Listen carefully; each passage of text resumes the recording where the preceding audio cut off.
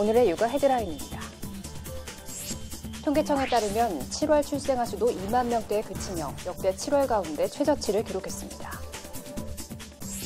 국민연금공단에 따르면 아이를 2명 이상 낳거나 입양해서 국민연금을 더 받게 된 수급자가 1,000명에 육박했습니다.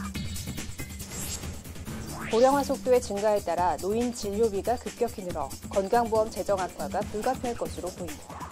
이상 오늘의 육아 헤드라인이었습니다. 올해 7월 출생아 수가 월간 기준 역대 최소 기록을 또 갈아치웠습니다. 7월 기준 출생아 수는 관련 통계를 작성하기 시작한 1981년 이후 가장 적은데요. 저출산이 갈수록 심화하고 있는 만큼 사회 전반적으로 보다 심도 깊은 논의가 필요한 것 같습니다. 육아 포커스 첫 소식부터 함께 하시죠. 7월 출생아 수도 2만 명대에 그치며 역대 7월 가운데 최저치를 기록했습니다. 통계청에 따르면 7월 출생아 수는 2만 7천 명으로 지난해 같은 기간보다 8.2% 감소했습니다. 매년 같은 달끼리 비교한 출생아 수는 2016년 4월부터 28개월째 역대 최저 행진을 이어가고 있습니다. 전국 17개 시도 가운데 출생아 수가 늘어난 곳은 충북 한 곳에 그쳤습니다. 통계청은 이같이 심각한 저출산 현상이 30에서 35세 여성 인구와 혼인 감소에 따른 여파로 보고 있습니다. 아이를 2명 이상 낳거나 입양해서 국민연금을 더 받게 된 수급자가 1,000명에 육박했습니다. 국민연금공단에 따르면 출산 크레딧의 혜택을 받은 국민연금 수급자는 올해 6월 기준 964명으로 집계됐습니다. 출산 크레딧은 자녀를 2명 이상 출산하거나 입양한 가입자에게 노후 국민연금을 받을 시점에 가입 기간을 추가 인정해 더 많은 연금액을 받을 수 있게 하는 노후 보장 장치입니다. 둘째 자녀는 가입 기간을 12개월 더 해주고 셋째부터는 자녀 1인당 18개월을 추가해 최대 50개월까지 인정해줍니다.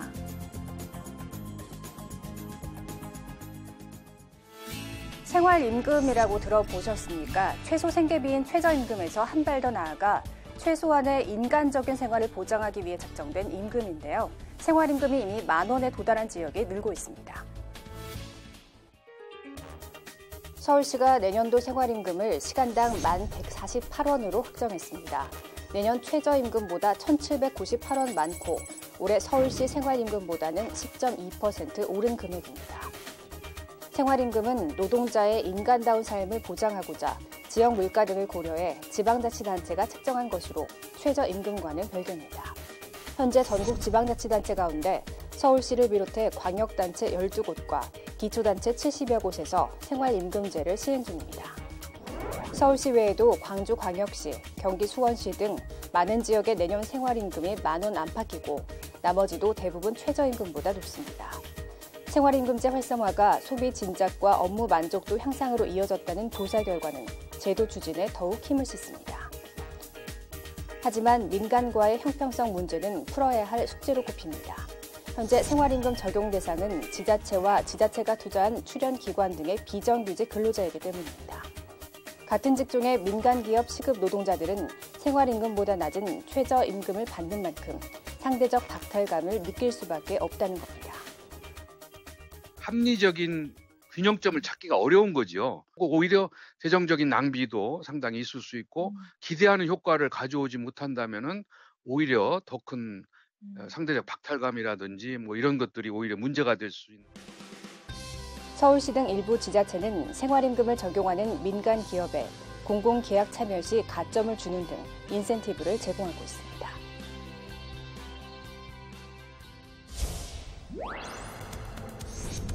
지난해 여름 친환경 농장에서 생산된 계란에서 살충제 성분이 검출됐다는 소식에 전국이 들끓었습니다. 계란 기피 현상이 이어지면서 소비가 급감하자 재고는 쌓였고 가격은 폭락해 산란계 농가들이 큰 타격을 받았습니다. 이처럼 불신이 깊어지자 정부가 대책을 마련했습니다. 누가 언제 어떤 방식으로 사육했는지 알 수 있도록 산란 일자와 생산자 고유 번호, 사육 환경 번호를 계란 껍데기에 함께 표시하도록 한 겁니다. 5자리의 생산자 고유 번호 표시는 지난 4월부터 시행됐고 지난 8월부터 사육 환경을 알 수 있는 표시가 추가됐습니다. 계란의 끝자리에 1부터 4까지 번호를 표시해 닭을 방사에 키운 것인지 케이지에서 키운 것인지 닭의 사육 상태를 알 수 있도록 했습니다. 가족들이 이렇게 먹는 거니까 솔직히 좀 신경이 쓰여서 이런 걸 좀 잘 확인하고 구매하는 편인데 이거는 다 써 있으니까 안심하고. 내년 2월 산란일자 표시까지 시행되면 계란에 대한 정확한 정보를 한눈에 알 수 있게 됩니다. 사육 환경 표시제를 통해서 그동안의 계란에 관련된 우리 도민들의 불신을 엄청나게 개선될 저희들은 기대를 가지고 있습니다. 경기도는 표시제 본격 시행과 더불어 연간 2차례 이상 모든 산란 농가를 대상으로 무작위로 살충제 검사를 시행하기로 했습니다. 어린이가 부모의 신용카드로 포털사이트에서 게임 아이템을 몰래 구매했다면 과연 누구의 책임일까요? 법원은 부모와 포털사이트 모두에게 절반씩 책임이 있다고 판결했습니다. A씨는 당시 10살짜리 아들에게 자신의 신용카드를 주고 모바일 게임 아이템을 살 수 있도록 했습니다. 아들은 구글이 제공하는 결제 시스템에 접속해 부모의 신용카드 정보를 입력하고 게임 아이템을 구매했습니다. 이 결제 시스템은 상품을 처음 구매할 때 입력된 신용카드 정보를 저장해 놓고 이후부터는 별도의 정보 입력 없이 구매할 수 있도록 설계된 것입니다. 아들은 이후 부모 몰래 25차례에 걸쳐 181만 원어치의 게임 아이템을 구매했습니다. 뒤늦게 신용카드 대금 청구서를 받아본 부모는 구글에 결제된 금액을 돌려달라고 요청했지만 거절당하자 소송을 냈습니다. 법원은 자녀 지도를 소홀히 한 부모와 신용카드 정보 관리를 게을리한 포털사이트 모두에게 절반씩 책임이 있다고 판결했습니다. 재판부는 포털사이트는 고객의 신용카드 정보가 무단 사용되지 않도록 관리할 주의 의무를, 부모는 자녀에 대한 지도 교육 의무를 게을리한 책임이 각각 인정된다며 부모와 구글이 50%씩 책임지도록 했습니다. 온라인 결제 서비스를 제공하는 사업자에게 한 번 결제한 고객의 신용카드 정보가 무단 사용되지 않도록 확인할 주의 의무가 있음을 판시한 판결입니다. 이번 판결은 포털사이트의 신용관리 부실 책임을 물은 첫 판결이어서 향후 비슷한 소송이 잇따를 전망입니다.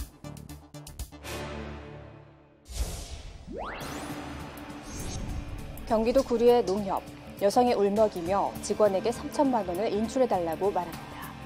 여성의 통화 중 아들이 납치됐다고 말하는 것을 들은 직원은 경찰에 신고했고 경찰은 잠복 수사 끝에 보이스피싱 용의자를 잡았습니다. 아들이 납치된 줄 알았던 여성은 은행원의 기지로 큰 피해를 막을 수 있었습니다. 보이스피싱 단속이 강화되자 사기 방식도 점차 진화하고 있습니다. 보이스피싱 사기 정황을 포착했다는 이 남성. 알고 봤더니 본인이 진짜 사기범이었습니다. 사람이 지금 제 개인정보를 도용을 해가지고 위조신분증을 만들어가지고요. 불법 계좌를 개설했습니다. 지난 2014년부터 올해 상반기까지 경찰청이 집계한 보이스피싱 범죄는 10만 건, 피해 금액이 1조 원에 육박하고 구속된 사람만 7천 명이 넘습니다. 낮은 금리에 돈을 빌려주겠다는 대부업을 가장한 고전적인 사기부터 최근에는 가상화폐 투자 같은 새로운 유형의 사기 방식이 등장하면서 좀처럼 피해는 줄지 않고 있습니다. 서민 청년, 주부나 이런 분들이 아무래도 대출이라든지 이런 거 접근하는데 좀 한계가들이 좀 분명히 있는 것 같고요. 불법 출심이나 이런 부분들이 여전히 지속되고 있어서 이런 부분들도 제도적 정비도 필요한 것 같습니다. 경찰청은 보이스피싱 피해 예방을 위해 10월 말까지 대국민 홍보에 나설 방침입니다. 요즘 어느 병원에 가나 진료받으러 오신 나이 지긋한 어르신들 참 많습니다. 실제로 노인 진료비도 급격히 늘고 있는데요. 국민연금 재정만 걱정이 아니라 고령화에 건강보험 보장성 강화까지 맞물려 건보 재정도 급격히 악화할 것이라는 우려가 커지고 있습니다. 지난해 65세 이상의 1인당 진료비는 425만 5천 원. 고령자 수까지 늘어나니 전체 고령자 진료비는 2010년에 2배가 됐습니다. 올해 고령 인구가 14%를 넘어 고령사회에 진입하는 데 이어 2060년이면 고령자 비율이 40%를 넘을 전망인 만큼 진료비는 더 가파르게 늘어날 전망입니다. 문제는 정부의 건강보험 보장성 강화 대책으로 향후 고령자들의 의료 이용은 더 늘 수 있다는 겁니다. 노인이나 또는 일반 환자들이 혜택을 받는 진료 항목이 많아지면 굳이 받을 필요가 없는 항목의 진료까지 받게 될 가능성이 점점 많아지는 거죠. 지금은 건강보험 누적 적립금이 20조 원가량 남아있지만 정부 부담률은 갈수록 줄면서 올해부터는 그동안 흑자였던 건보 재정도 적자로 전환됩니다. 진료비 부담을 감당하려면 보험료 인상이 불가피하다는 암울한 전망이 나오는 이유입니다. 보험료를 적게 내고 상당히 좋은 혜택을 점점 받으니까 되게 좋은 것 같지만 결국은 그 부담은 언젠가는 다 국민들한테 고스란히 다 오는 거죠. 결국은 보험료를 높이는 방향으로 가게 될 공산이 상당히 크고요. 건보 재정 내실화를 위해선 의료정책 초점을 치료에서 예방으로 전환하고 가벼운 질환은 동네 의원을 찾도록 의료체계를 바꾸는 것은 물론 각종 부정에 따른 건보 재정 누수를 막아야 한다는 지적입니다.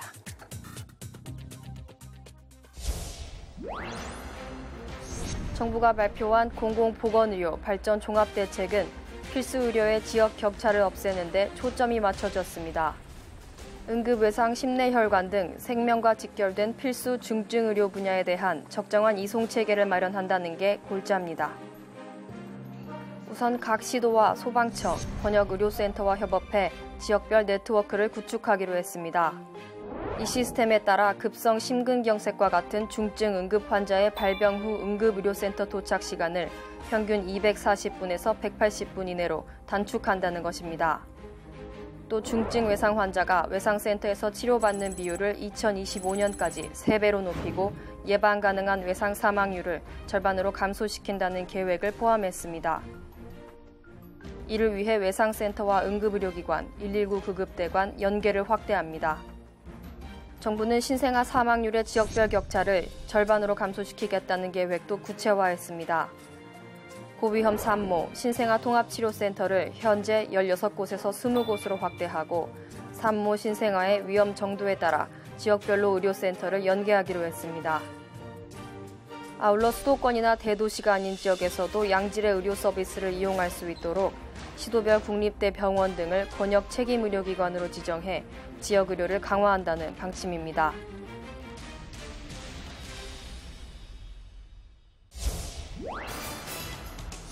우리나라 노인 빈곤율은 46.7%, 경제협력개발기구 OECD 가입국 가운데 1위입니다. 가입국 평균보다도 3배 이상 높습니다. 반면 공적연금을 비롯한 노인의 소득보장제도 수준은 전 세계 96개국 가운데 82위로 최하위 수준입니다.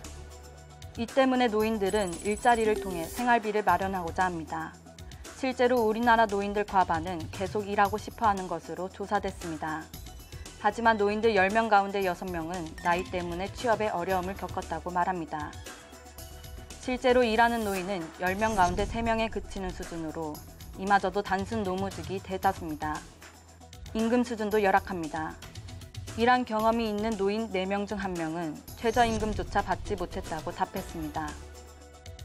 정부는 내년까지 노인 일자리를 10만 개 늘리겠다고 했지만 전문가들은 근본적인 대책이 필요하다고 지적합니다.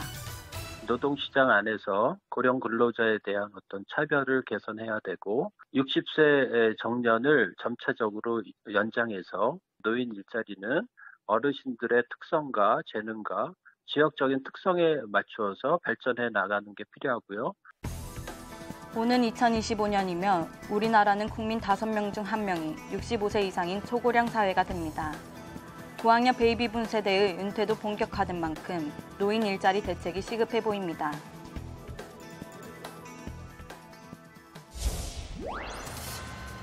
대기 습도가 낮아지는 가을철, 우리 눈도 덩달아 건조해집니다.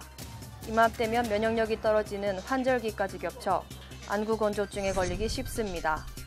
모래가 들어간 것처럼 눈이 뻑뻑하거나 자주 충혈되는 게 주요 증상입니다.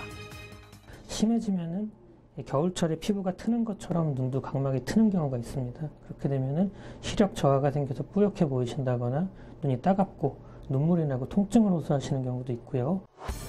스마트폰 사용이 늘면서 환자 수는 해마다 늘어 2016년에는 224만 명이 병원을 찾았습니다. 치료를 위해 흔히 인공 눈물을 쓰는데 이때 방부제가 없는 제품을 고르는 게 좋습니다. 방부제가 든 제품을 하루 4차례 이상 썼다간 오히려 눈물층을 손상할 수 있어 안약을 고를 때도 신중하게 따져봐야 합니다. 소염제로 쓰이는 스테로이드 제제들은 약을 한 달 이상 장기간 쓰게 되면 안압 상승에 의한 녹내장이나 백내장이 유발될 수가 있기 때문에 꼭 안과를 방문하셔서 정기적인 검진을 받고 사용하셔야 됩니다. 전문가들은 스마트폰이나 컴퓨터 화면을 오랜 시간 보지 말고 실내 습도를 높게 유지하는 게 안구 건조증 예방에 도움이 된다고 조언합니다.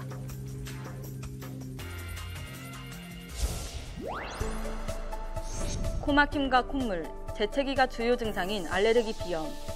계절에 상관없이 1년 내내 고르게 발생하는 것으로 나타났습니다. 국내 한 병원이 2014년 한 해 동안 알레르기 비염으로 진료받은 800여 명을 분석한 결과 진료 인원이 계절별로 비슷했습니다. 봄과 가을에 병원을 찾은 환자는 각각 25에서 26%대였고 겨울은 27%대로 환절기보다 조금 더 많았습니다.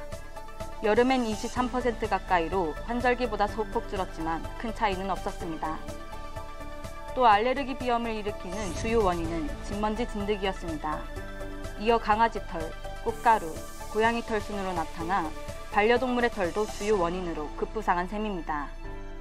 제일 많은 원인은 진먼지 진드기, 또 최근 들어서 애완동물들이 많은 원인이 돼서 1년 내내 봄, 가을, 겨울 거의 변화 없이 일정하게 환자가 발생하는 거로. 알레르기 비염의 증상도 원인에 따라 차이가 났습니다. 진먼지 진드기, 반려동물이 원인인 경우 코막힘이, 꽃가루가 원인일 때는 콧물과 재채기가 각각 많았습니다. 알레르기 비염은 주요 원인을 파악해 치료하고 관리하면 증상 조절은 물론 합병증도 막을 수 있습니다.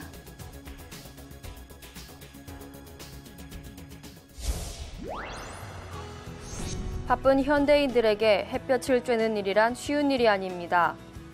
이 때문에 비타민 D 결핍 진료 인원은 최근 4년간 9배 이상 증가했습니다.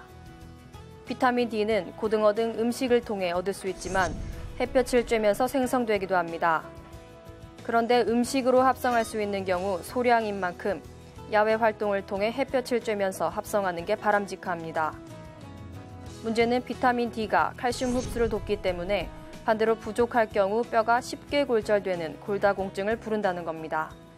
실내 활동이 많아지면서 비타민 D의 합성이 줄어드는 만큼 충분한 야외 활동과 햇빛 노출을 통해서 자연스럽게 비타민 D의 합성을 유도하고, 그래도 부족할 경우에는 먹는 약이나 주사제를 통해서 보충을 하는 것이 좋을 것으로 판단됩니다. 햇볕은 정서 안정에도 도움이 되고 우울증 치료와 예방에도 좋습니다. 우울증이 발생하면 수면각성의 주기가 깨지는데 햇볕이 이 주기를 엉키지 않도록 해줍니다. 가을 햇빛을 잘 쐬시면 좀 우울증 예방에도 효과가 있고요. 특히 계절성 우울증이 있습니다. 이런 분들한테는 아주 매우 효과적이라고 알려져 있고요. 여러 연구 결과를 좀 종합해보면 햇볕을 안 쐬는 것보다는 낫다, 쐬는 게. 비타민 D는 몸 안에 저장되는 만큼 해가 짧은 겨울을 고려해 가을에 햇볕을 많이 쬐어두는 것도 도움이 됩니다.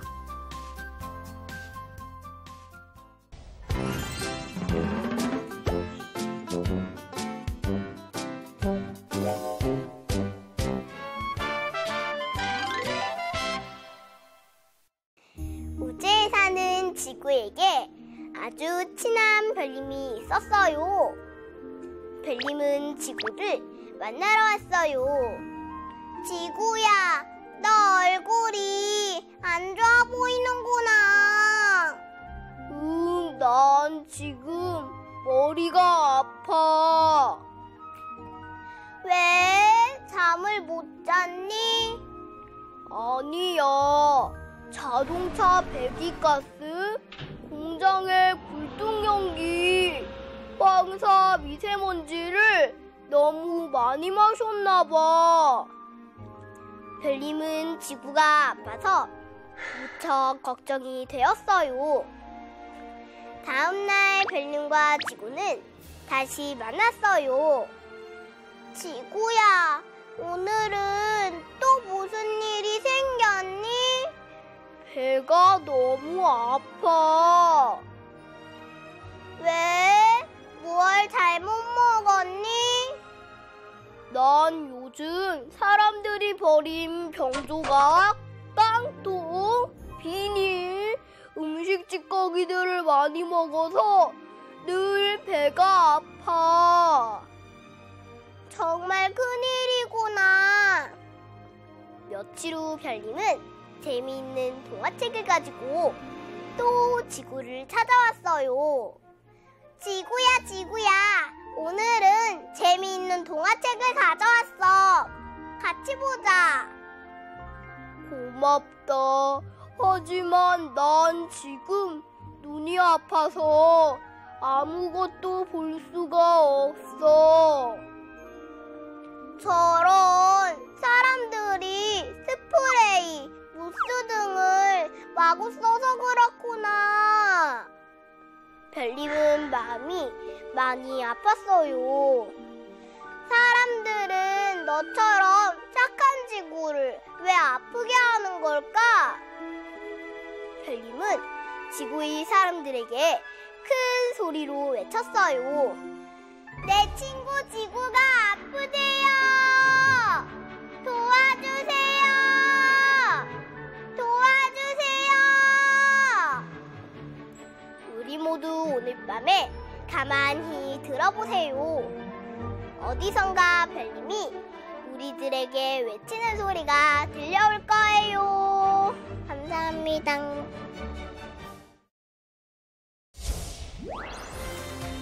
초미세먼지 같은 대기오염 물질이 치매, 특히 알츠하이머성 치매를 유발시킨다는 연구 결과가 최근 나왔습니다. 당장은 몸에 미치는 영향을 쉽게 확인할 수 없기에 더 무섭고 훗날 더 큰 사회 문제로 돌아올 수 있는 만큼 적극적 대안 마련이 시급해 보입니다. 육아포커스 마칩니다. 시청해주신 여러분 고맙습니다.